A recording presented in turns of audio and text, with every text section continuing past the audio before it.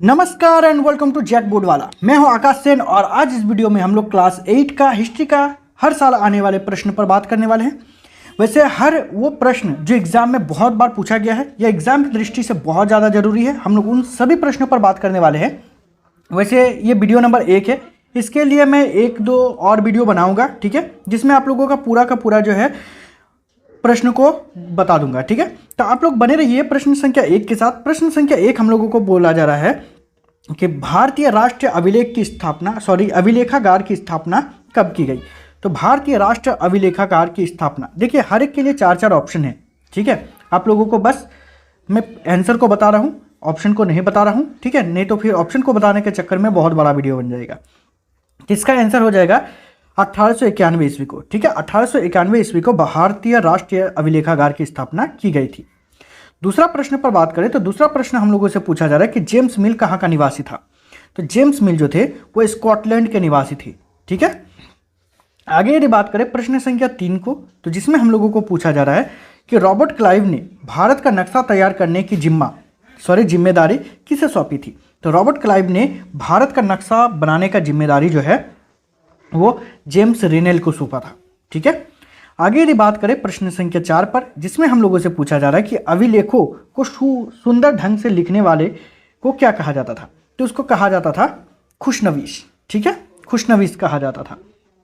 आगे यदि बात करें प्रश्न संख्या 5 पर, तो जिसमें पूछा जा रहा है कि भारत के अंतिम वायसराय कौन थे। तो भारत के अंतिम वायसराय थे लॉर्ड माउंटबेटन, ठीक है।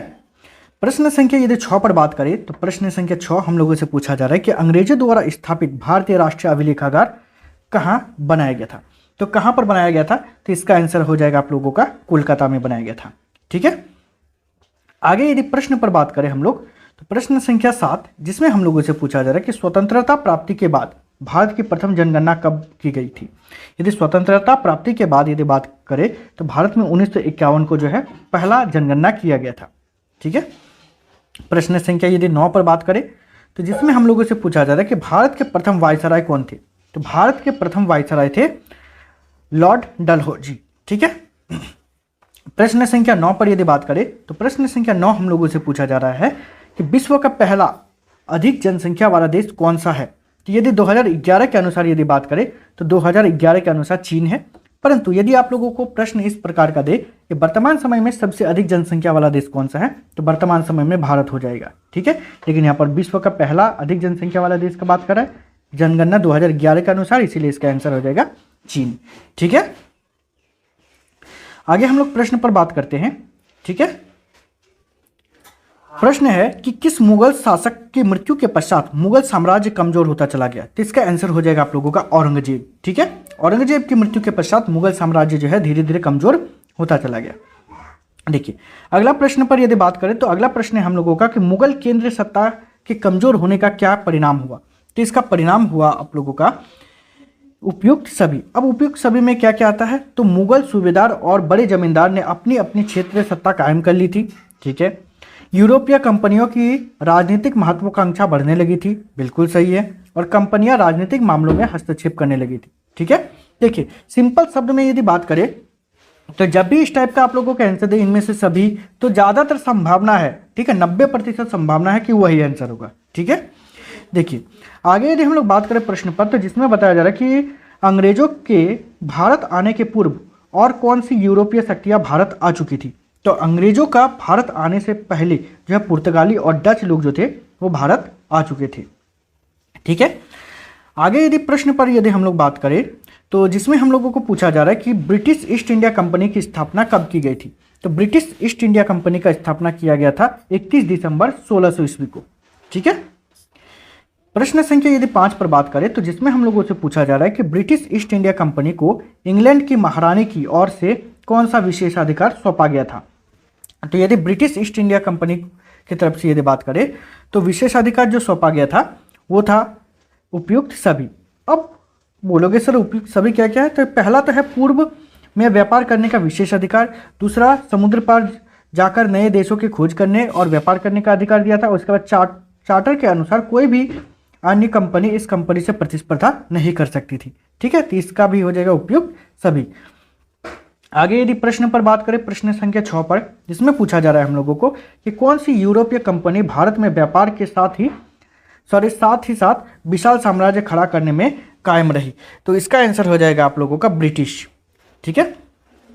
प्रश्न संख्या यदि 7 पर बात करें, तो जिसमें हम लोगों से पूछा जा रहा है कि ब्रिटेन के किस सम्राट ने सन 1608 ईस्वी में कैप्टन हॉकिंस को राजदूत बनाकर मुगल शासक जहांगीर के दरबार में भेजा था। तो इसका आंसर हो जाएगा आप लोगों का सम्राट जेम्स प्रथम ने। ठीक है। अगला प्रश्न जो हम लोगों को पूछा गया है वो है कि फोर्ट विलियम किला किस शहर में बनाया गया था। तो किस शहर में बनाया गया था, तो इसका आंसर हो जाएगा आप लोगों का कलकत्ता में। ठीक है। अगला प्रश्न है आप लोगों का प्रश्न संख्या 9, जिसमें पूछा जा रहा है कि अलीवर्दी खान की मृत्यु के पश्चात बंगाल का नवाब किसे बनाया गया। तो अलीवर्दी खान की मृत्यु के पश्चात जो है बंगाल का नवाब बनाया गया था सिराजुद्दौला को। ठीक है। प्रश्न संख्या 10, जिसमें हम लोगों से पूछा जा रहा है कि प्लासी का युद्ध कब हुआ था। तो प्लासी का युद्ध हुआ था 23 जून 1757 ईस्वी को। ठीक है। प्रश्न संख्या 11 पर बात करें, तो जिसका आंसर हम लोगों को पूछा जा रहा है कि नवाब सिराजुद्दौला का सेनापति कौन था। तो नवाब सिराजुद्दौला का सेनापति का नाम था मीर जाफर। प्रश्न संख्या 12, जिसमें पूछा जा रहा है कि बंगाल के नवाब और ब्रिटिश ईस्ट इंडिया कंपनी के बीच टकराव का क्या कारण था। तो इसका टकराव का बहुत सारा कारण था, जिसमें से 4 दिया गया। कंपनी नवाब के विरुद्ध राजनीतिक षड्यंत्र कर रही थी। उसके बाद कंपनी ने अफसर बिना शुल्क चुकाए अपना निजी व्यापार कर रहे थे, और कंपनी लगातार किलेबंदी को प्रोत्साहन कर रहा था। तो ये तीनों हो जाएगा, इसलिए इसका आंसर हो जाएगा उपयुक्त सभी। ठीक है। प्रश्न संख्या यदि 13 पर बात करें, तो जिसमें हम लोगों से पूछा जा रहा है कि किस दक्षिण भारत सियासत के विरुद्ध अंग्रेजों ने प्रत्यक्ष सैनिक कार्यवाही का रास्ता अख्तियार किया। तो किसके, तो इसका आंसर हो जाएगा मैसूर सियासत का। ठीक है। प्रश्न संख्या यदि 14 पर बात करें, तो प्रश्न संख्या 14 हम लोगों को पूछा जा रहा है कि सालबाई की संधि का संबंध इनमें से किनके बीच है। तो सालबाई की संधि का जो संबंध है वो है अंग्रेज एवं मराठा का बीच। ठीक है। प्रश्न संख्या यदि हम लोग 15 पर बात करें, तो जिसमें पूछा जा रहा है कि इनमें से कौन सी संधि का संबंध आंग्ल मैसूर युद्ध से है। तो किसका है, तो इसका आंसर हो जाएगा श्रीरंगपट्टनम की संधि से। ठीक है। आगे हम लोग यदि बात करें प्रश्न संख्या 16 पर, तो जिसमें हम लोगों से पूछा जा रहा है कि टाइगर ऑफ मैसूर किसे कहा जाता है। ठीक है। तो टाइगर ऑफ मैसूर कहा जाता है टीपू सुल्तान को। यदि प्रश्न संख्या 17 पर बात करें, तो प्रश्न संख्या 17 हम लोगों से पूछा जा रहा है किस संधि के तहत नवाब सिराजुद्दौला ने कंपनी को वे सभी व्यापारिक सुविधाएं लौटा दी जो उन्हें मुगल शासक फारुखशियार के फरमान द्वारा प्राप्त हुआ था। तो वो हो जाएगा आप लोगों का अलीनगर की संधि के तहत। ठीक है। प्रश्न संख्या 18, जिसमें पूछा जा रहा है कि अंग्रेजों ने अपनी पहली व्यापारिक कोठी कहाँ स्थापित की थी। तो अंग्रेजों ने अपनी पहली व्यापारिक कोठी जो है सूरत में स्थापित किया था।